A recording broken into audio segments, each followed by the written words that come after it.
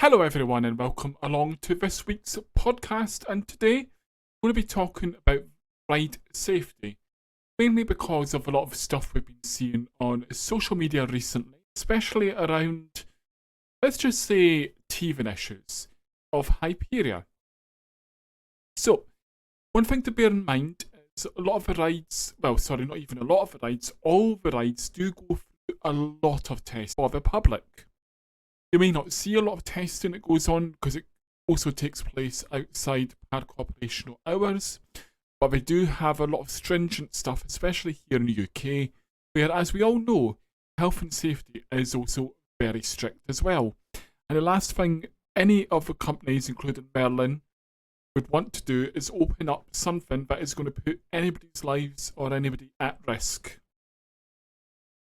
Now, there are some caveats of it where sadly things do happen, and I'm not really want to touch on too much on that because it can be a touchy subject for some people, and it is also difficult to talk about at times as well, especially when you look back at stuff from the past that might have happened, and a lot of learnings from that has then taken place, and improvements and changes to processes and procedures also then get put into place so it does not happen again.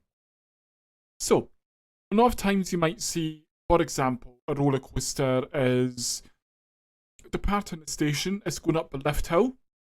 A number of roller coasters, all the roller coasters that happens all the time, it will suddenly come to a stop on the lift hill.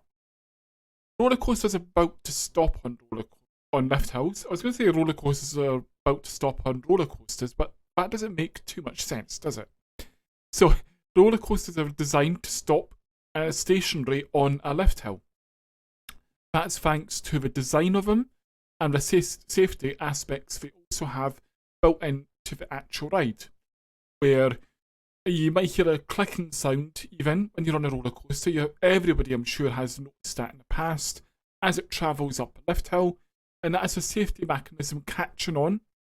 So in case anything does happen, a power outage or an e-stop, an emergency stop that the ride staff have to sometimes do for numerous reasons, which could even be people being silly enough to be using a mobile phone and recording the journey of the roller coaster.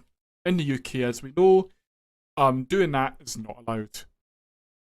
There is parks in Europe who do allow it, and mainly if it's chest mounted and that kind of thing. But having your phone out, I think, while going out on a roller coaster is just very silly. I've actually seen it before where I have been walking under Nemesis and somebody's mobile phone has come right down to the footpath because they were holding it out filming the journey. So I would say don't do that. Don't be that person, because it inconveniences everyone. If the ride staff spot it, especially going up a lift hill, they will stop the ride, they will tell you off, and they will start the ride again until you put it away. You see that all the time happening, and it does happen. I've seen it plenty of times at Alton Towers on Oblivion, for example. It happens everywhere. So when rides do stop, sometimes, a lot of times actually, there is a delay as well in staff actually restarting the ride. That's because when they do an e-stop, they have to go through set procedures before they can then reopen the ride, especially depending on the reasons why it has come to an e-stop. So again, that's also to make sure that they can then safely restart the ride for the riders to then continue on with the experience of that ride. So that also means at times they might have to evacuate the ride itself. That's another one that is still very safe to do.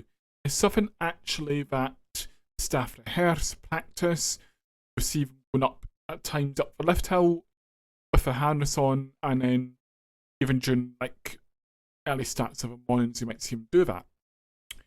And when you look at some rides actually, like Oblivion, I know is one of them, where the actually staff have always got the harness on just in case they then need to go up the lift hill.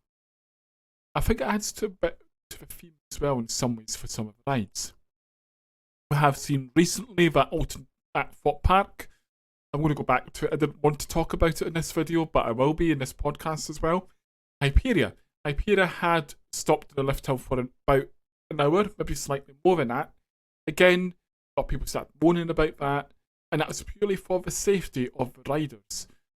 They then have to go through, I would imagine, a lot of checklists and decide, right, are they actually going to continue with the ride, or are they going to have to evacuate everybody off the ride?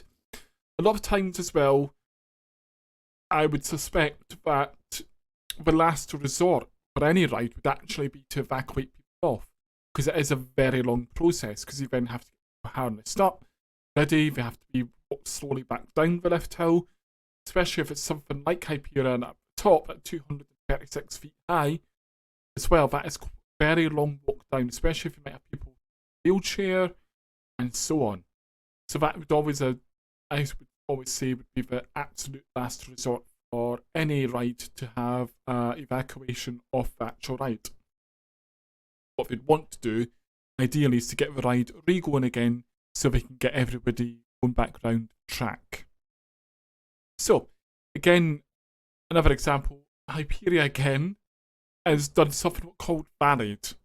So, that has been widely talked about, seen video clips of it all as well, where Hyperia is going down its morning test without water dummies, and it went down the lift hill, and when it got to Outer Bank, it went up, and we've seen it plenty of times as well in testing where it looks extremely slow when it's empty without water dummies or physical riders and going around it, and it just does not make it around the Outer Bank.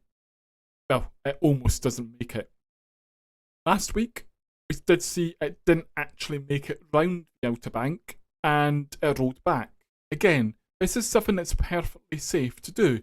The rides have sensors on them, staff know which sections of the track a particular train might be in. With Hyperia, it only has 2 trains, and they only dispatch 1 train at a time.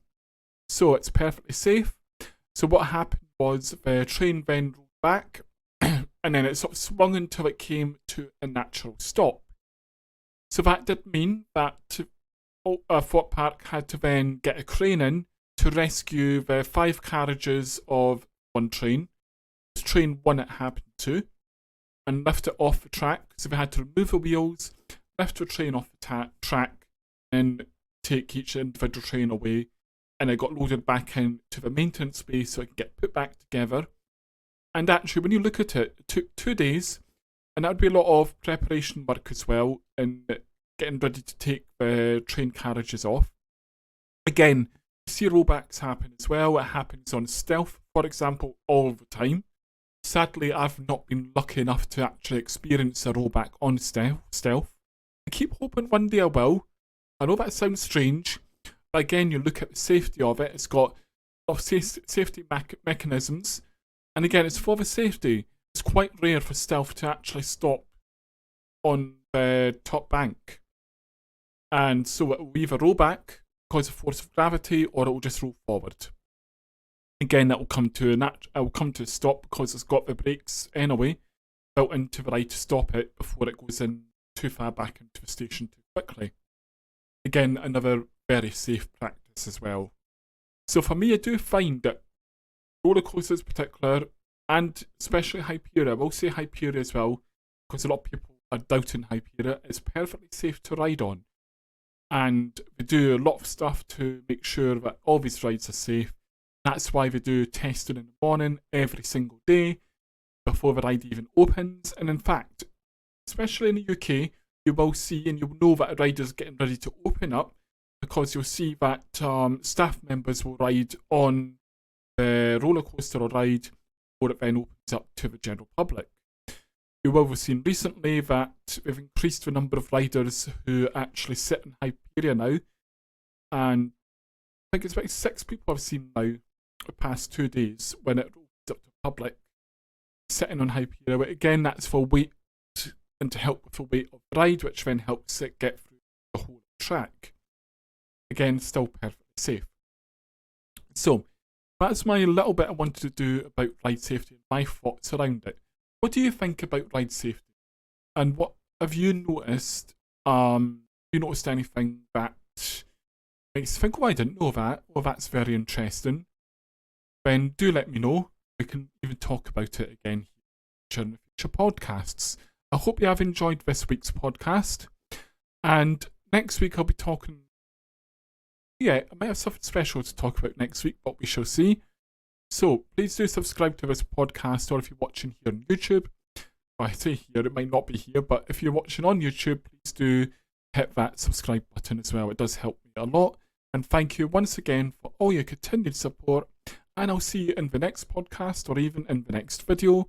I should have plenty of great videos coming up very soon for you all. Goodbye for now.